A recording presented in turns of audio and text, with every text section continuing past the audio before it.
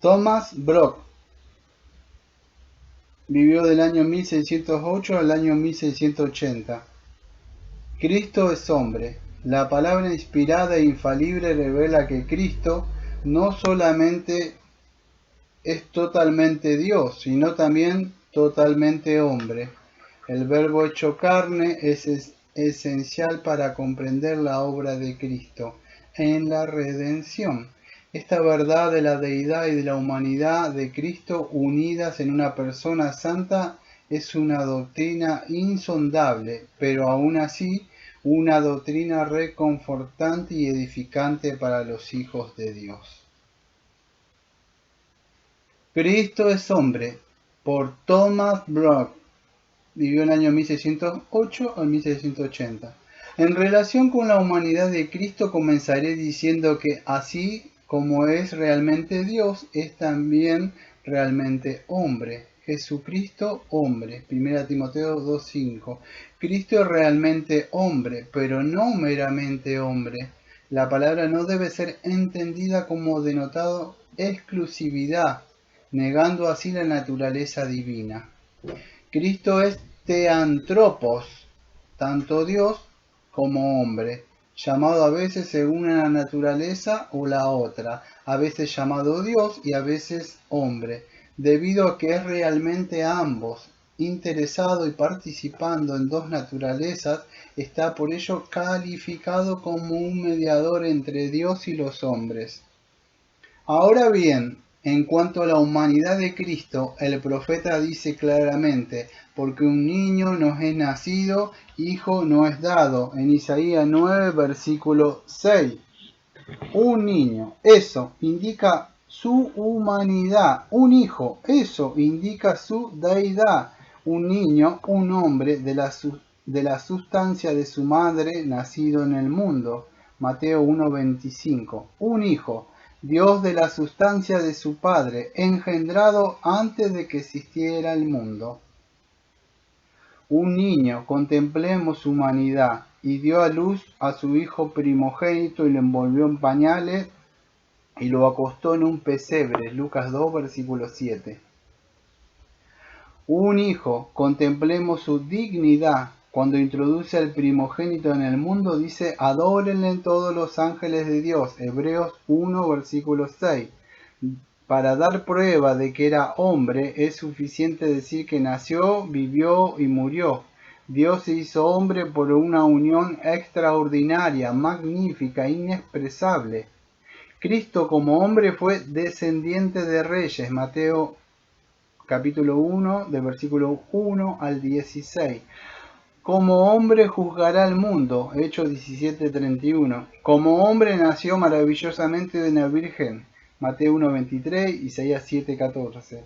El apóstol subraya el hecho cuando dice que Cristo fue nacido de mujer, no de un hombre y una mujer, sino de una mujer sola sin un hombre. Gálatas capítulo 4, versículo 4.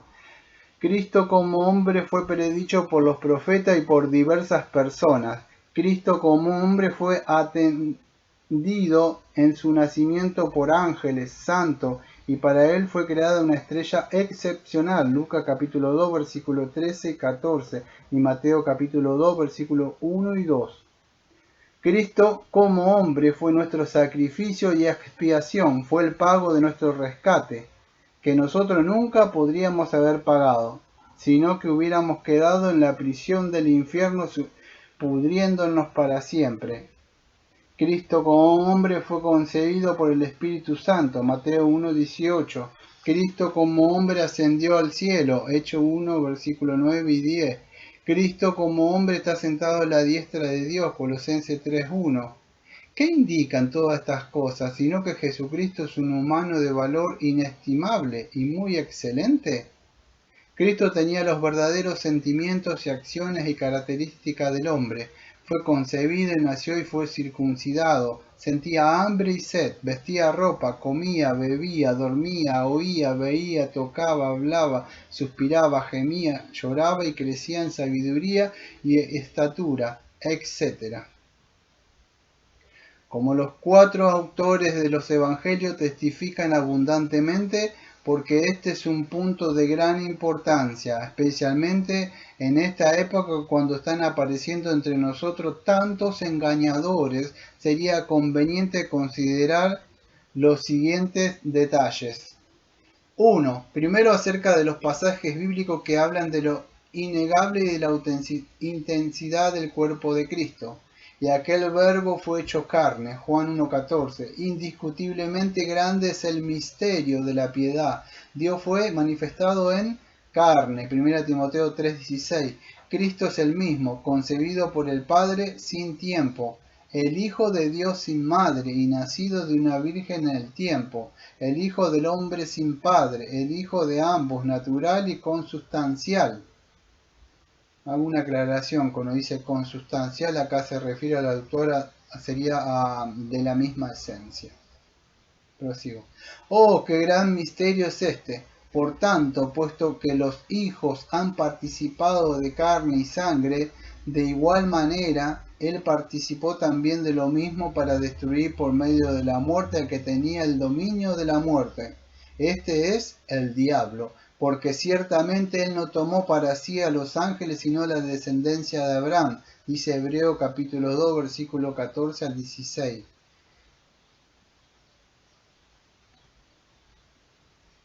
Oh señores, esta es la columna principal de nuestro consuelo. Jesús tomó para sí nuestra carne. Si no lo hubiera hecho, nunca hubiéramos podido ser salvos por él. Acerca de su Hijo, nuestro Señor Jesucristo, que era del linaje de David según la carne. Romanos 1.3. De quienes son los patriarcas, de los cuales según la carne vino Cristo, el cual es Dios sobre todas las cosas, bendito por los siglos. Amén. Romanos capítulo 9, versículo 5. Este es un honor más grande para toda la humanidad que si el rey más poderoso del mundo se hubiera casado con una humilde plebeya de entre sus súbditos. Cristo dice, porque mi carne es verdadera comida, Juan 6:55, y yo digo que su carne ciertamente era carne, carne de verdad, real, propiamente dicho, tan carne como la nuestra, en su cuerpo de carne, por medio de la muerte, Colosenses 1:22, por lo cual entrando en el mundo dice, sacrificio, ofrenda no quisiste, mas me preparaste cuerpo, Hebreo 10, versículo 5.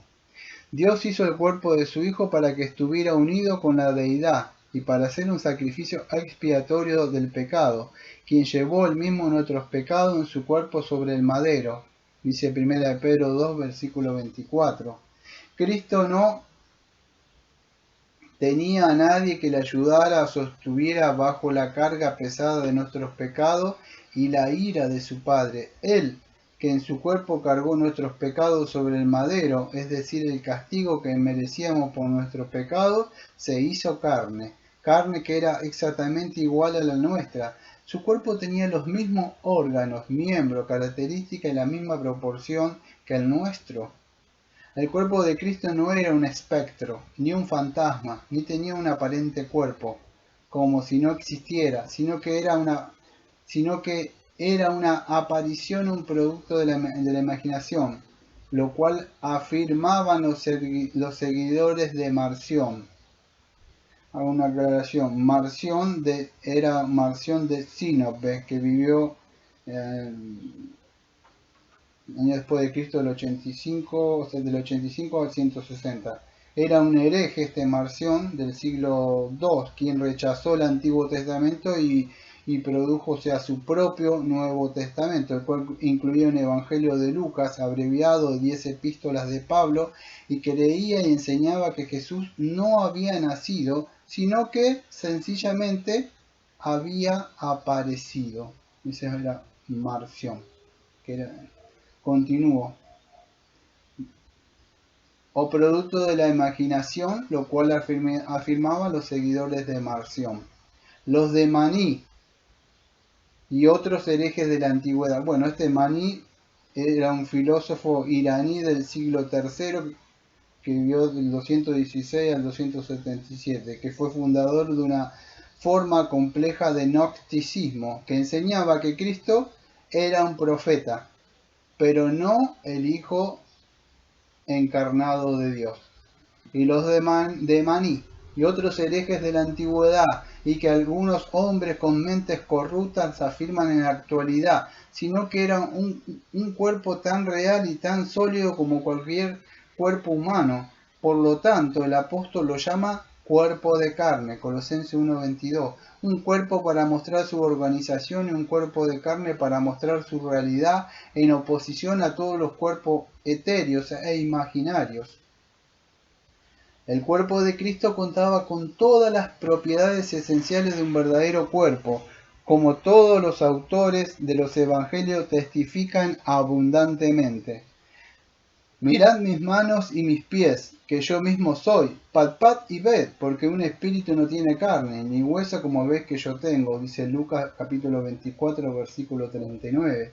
Cristo les recalca aquí el testimonio de los propios sentidos de ellos para que comprenda que lo que ahora veían no era una visión ni un espíritu, sino un cuerpo verdadero y real que se había levantado de entre los muertos. Esto da prueba de que Cristo era un hombre real, tal como el hecho de que existía desde el principio da prueba de su deidad. Cristo también tenía los sentimientos, pasiones y condiciones que son naturales al cuerpo humano, como por ejemplo hambre. Y después de haber ayunado 40 días y 40 noches, tuvo hambre, dice Mateo 4, versículo 2. Cristo no tuvo hambre durante todos los 40 días, pero tuvo hambre para mostrar que era un hombre. Y tal como Cristo tenía hambre, Cristo tenía sed. Vino una mujer de Samaria a sacar agua y Jesús le dijo, dame de beber. Juan 4, versículo 7. Aquí vemos que él, que era rico, se hizo pobre para que nosotros pudiéramos ser ricos. Segunda de Corintios capítulo 8, versículo 9. Él, que da a todas las criaturas su comida a su tiempo, como dice el Salmo 104, versículo 27, le pide agua a una pobre mujer con un jarro para refrescarse de su cansancio y calmar su sed. Jesús dijo, tengo sed, en Juan 19, versículo 28. Sangrar da sed. Él dormía, dice Mateo 8:24, para demostrar lo cierto de su naturaleza humana y la debilidad de la fe de sus discípulos. Sí, aunque Cristo en su naturaleza humana dormía, su deidad permanecía despierta, de modo que sus discípulos, estando en peligro, pudieron clamar a Él con más fervor y ser salvos de un modo extraordinario. Y así como Jesús dormía, también se cansaba, y estaba allí en el pozo de Jacob. Entonces Jesús, cansado del camino, se sentó junto al pozo. Era como la hora sexta, dice Juan capítulo 4, versículo 6, o sea, alrededor de mediodía. Por el calor del día, Cristo estaba cansado. Dice el pasaje que, cansado después de caminar toda la mañana, se sentó junto al pozo. En resumen, fue concebido, estuvo su tiempo en el vientre de la Virgen, nació, fue circuncidado, vivió unos 30 años sobre la tierra. Todo ese tiempo anduvo entre la gente, sufrió, murió y fue crucificado, sepultado, resucitó, ascendió y se sentó corporalmente a la diestra de Dios. Y corporalmente volverá para juzgar al mundo. Ahora bien, ¿qué indican todas estas cosas más que el hecho de que Cristo tiene un cuerpo verdadero? ¿Quién con un poco de inteligencia podría afirmar que todo esto podría suceder con un cuerpo imaginario? 2. En segundo lugar, los diversos títulos y características que la Biblia da a Jesús son clara evidencia de la certidumbre y realidad de su naturaleza humana. Es llamado 1. El Hijo de la Virgen, Isaías 7:14. 2. Su primogénito, Lucas 2:7. 3. El renuevo, Zacarías capítulo 3, versículo 8, capítulo 6 y 12. 4. El renuevo de justicia, Jeremías 33, versículo 15, capítulo 23, 5. 5. Una vara del tronco de Isaí, un vástago de sus raíces, Isaías capítulo 11, versículo 1. 6. Simiente de la mujer, Génesis 3:15. 7. Simiente de Abraham, Génesis capítulo 22, versículo 18. Descendencia de David, Salmo 89, versículo 36 y Salmo 132, versículo 11. Hechos capítulo 2, versículo 30.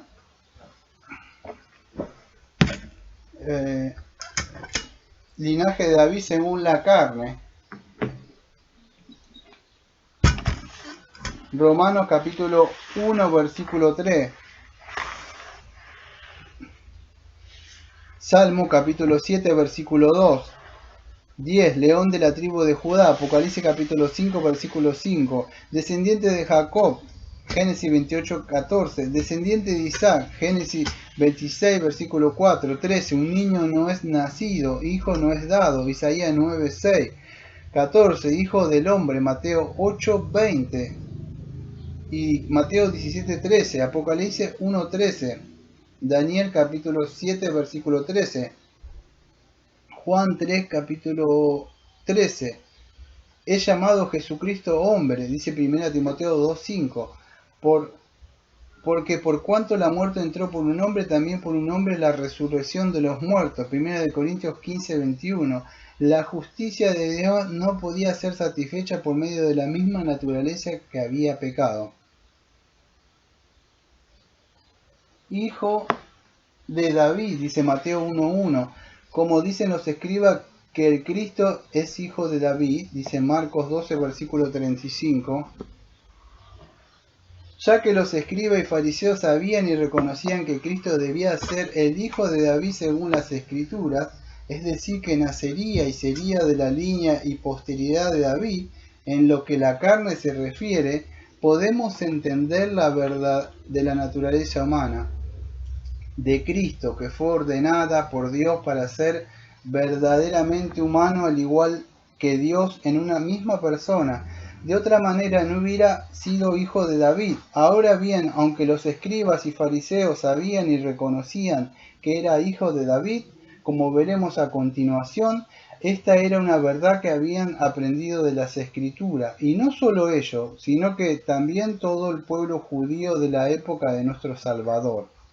Algunos de estos decían así: ¿no dice la Escritura que del linaje de David ha de venir el Cristo? Juan 7:42. En aquel entonces el Mesías era llamado el Hijo de David, Romanos 1:3.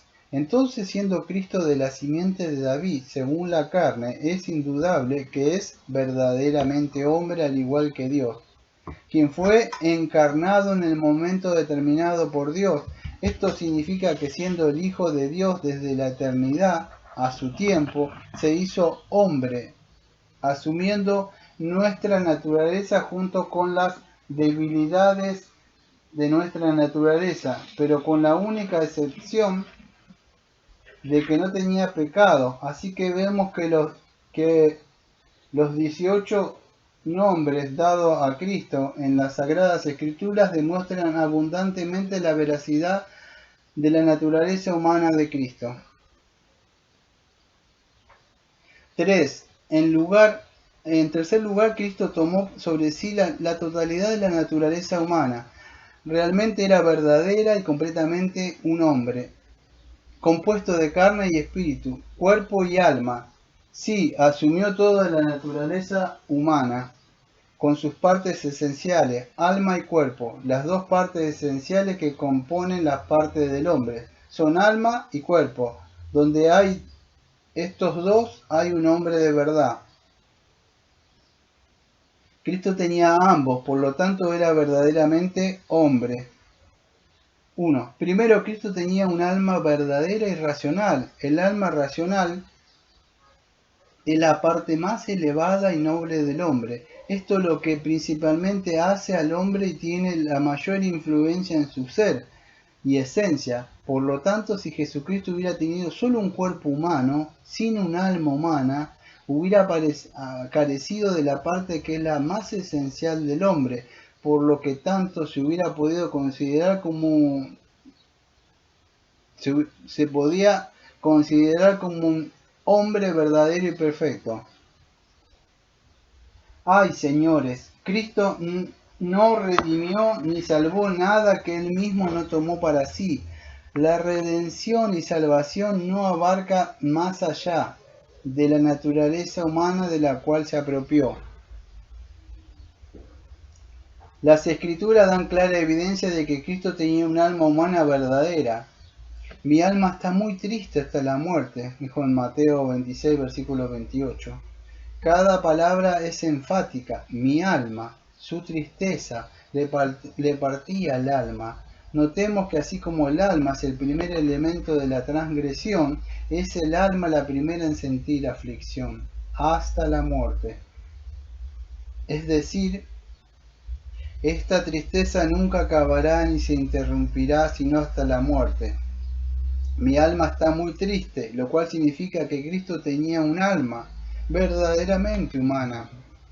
Su deidad no le servía de alma, como se imaginan hombres de mentes corruptas.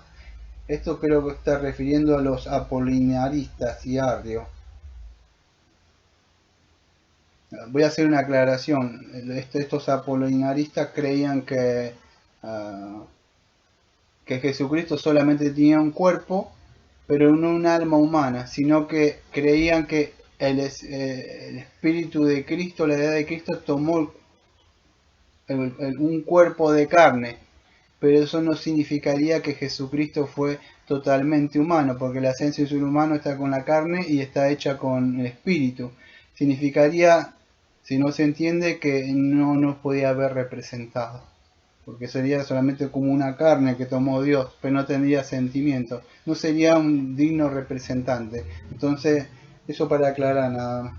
Eso es lo que está refiriendo el autor. Sigo con lo que dice él. Su deidad no le servía de alma, porque como se imaginan, hombres de mentes corruptas, son los apolinaristas. En la antigüedad, porque si no hubiera sufrido en el alma, al igual que en el cuerpo, entonces solo nuestros cuerpos, no nuestras almas, hubieran sido redimidas por él. Los sufrimientos de su cuerpo eran solo el cuerpo de sus sufrimientos. El alma de su sufrimiento eran los sufrimientos de su alma, que ahora sufría la peor tristeza que concibe sufrir. Ahora está turbada mi alma. ¿Y qué diré? Dice Juan 12, versículo 27. La palabra griega significa una conmoción y perturbación violenta, como la que sintió Herodes cuando oyó que había nacido un rey, como dice Mateo 2, versículo 3, o como la que sintieron los discípulos cuando creyeron ver un espíritu caminando sobre el agua y gritaron aterrorizados en Mateo 14, versículo 26, o como la del temor que le sobrecogió a Zacarías cuando se le apareció el ángel en Lucas 1, 12. La causa por la que el alma de Jesús estaba turbada era esta: la divinidad escondiéndose del sentimiento humano, y el Padre mostrando no solo ansiedad por sufrimientos venideros, sino dando en este momento una muestra de horror de su ira hacia el hombre por sus pecados. Se siente pasmado, atónito y perplejo. Por ello, en su parte humana, no nos sorprenda, dado que los pecados de todos los electos por los cuales sufría le estaban siendo imputados. Imputada, una aclaración, es poner a la cuenta de alguien, en este caso los pecados nuestros a Cristo. Le estaban siendo imputados a él. Es así que esta ira no es hacia su persona, sino contra los pecados que está cargando. Aunque aquí Cristo está afligido, confundido y desconcertado, como la palabra implica, no pensemos que había algún pecado en este sentimiento, porque era como agua limpia, como en una vasija limpia, la cual, aunque se revuelve o sacude, sigue limpia y clara. Tampoco pensemos que es extraño que el Hijo de Dios tuviera que pasar por esta perplejidad, en este sufrimiento, hasta el punto de no saber qué decir, considerándolo como un hombre, que esta carga pesada de ira le cayó súbitamente. No sorprende que sus pensamientos humanos estuvieran perturbados. ¡Ay, señores! Presten atención, así como el pecado ha infectado tanto las almas de los cuerpos de los escogidos, principalmente sus almas, donde tienen su morada primordial, así también Cristo sufrió angustias y sinsabores indecibles en su alma, al igual que las torturas en su cuerpo para expiar este pecado. Mi alma está triste, dice. Aunque algunos sufrimientos del cuerpo son muy intensos y muy dolorosos, y los de Cristo particularmente lo eran, mucho peor que cualquiera de estos son los de la mente, tal como lo sintió Jesús. Pudo sufrir en silencio sus angustias exteriores, pero no pudo dejar de clamar al sufrir su angustia interior. Cuando Jesús sufrió por nosotros, cargó con nuestros pecados, dice Isaías 53, versículos 5 y 6. Así como los sacrificios antiguos, el pecador tenía que colocar sus manos sobre la cabeza de un animal, confesando sus pecados. Después el animal era sacrificado y ofrecido en expiación, como relata Levítico capítulo 8, versículo 14, versículo 18 y versículo 22, cargando, por así decirlo, con aquellos pecados por los cuales el pecador era justificado. El pecador nunca hubiera podido ser perdonado, ni su culpa por el pecado quitada, sin que Cristo ofreciera su alma como una ofrenda por el pecado. ¿Qué más que su alma le encomendó Cristo específicamente a Dios cuando estaba dando su último suspiro? Entonces Jesús, clamando a gran voz, dijo: Padre, en tus manos encomiendo mi espíritu. Y habiendo dicho esto, expiró, dice Lucas capítulo 23, versículo 46. Es decir, encomiendo mi espíritu a tu cuidado seguro, como un tesoro, una joya especial, para que los preserves y guardes con toda ternura. Crecía en sabiduría y en estatura, dice Lucas 2, versículo 52. Aquí habla de estatura para su cuerpo y sabiduría para su alma. Su crecimiento era lo primero indica lo cierto de su composición física, mientras que lo segundo, lo cierto de su composición espiritual. No podía ser que su cuerpo crecía en sabiduría ni su alma en estatura. Por lo tanto, es obvio que tenía los dos. Hay dos componentes esenciales de una de su naturaleza humana, cuerpo y alma, pero estos han sido negados en el pasado. Marción le quita a Cristo su cuerpo, Apolinar su alma. Una aclaración: ¿quién es este otro hereje Apolinar? Apolinar es el que vivió en el 310 al 390 y era un obispo hereje de la Odisea en Asia Menor, y él enseñaba que la persona de Cristo tenía un cuerpo humano, pero no una mente o espíritu humano. Su mente y espíritu eran de la naturaleza divina del Hijo de Dios. Su alma, mientras que los arrios afirmaban que Jesús no tenía un alma humana, sino que la deidad en él era alma y cumplía los oficios de ésta, que lo que el alma es para nosotros y lo que hace en nuestro cuerpo su naturaleza divina le era para él y hacia su cuerpo. Bueno, este Arrio, que se habla ahí, también es otro hereje. Arrio o los arrianos eran seguidores de Arrio, que vivió en el año 256 al 336, obispo de Alejandría, que enseñaba que solo Dios el Padre era eterno y que Él había creado al Hijo. Arrio también enseñaba que el Hijo era un ser celestial que había existido antes del resto de la creación y que era mucho mayor que el resto de la creación. No obstante, no era igual al Padre en todos sus atributos. Era divino, pero no deidad. Y esto es importante. Los testigos de Jehová de la actualidad son arrianos, son los actuales arrianos de la antigüedad, estos testigos. Pero sigo con lo que estaba lecturando. Mientras que los arrianos afirmaban que Jesús no tenía un alma humana, sino que la deidad en él era alma y cumplía los oficios de ésta, en lo que el alma es para nosotros y lo hace en nuestro cuerpo. Su naturaleza divina le era para él y hacía en su cuerpo. 2. Segundo, así como Cristo tenía un alma realmente humana y racional, también tenía un cuerpo perfecto, entero, completo y todo lo que comprende un cuerpo humano. Por ejemplo, 1. Tenía sangre. Él también participó de lo mismo, Hebreos 2.14, refiriéndose a la carne y sangre. Cristo tenía sangre humana. Tiene que haber derramamiento de sangre, porque sin ello no hay remisión de pecados, dice Hebreos 9, versículo 22. La sangre de animales no puede quitar los pecados de seres racionales, lo afirma Hebreos capítulo 10, versículos 4, el 5, el 10. Por lo cual Cristo tomó nuestra naturaleza para tener nuestra sangre que derramaría por nuestros pecados.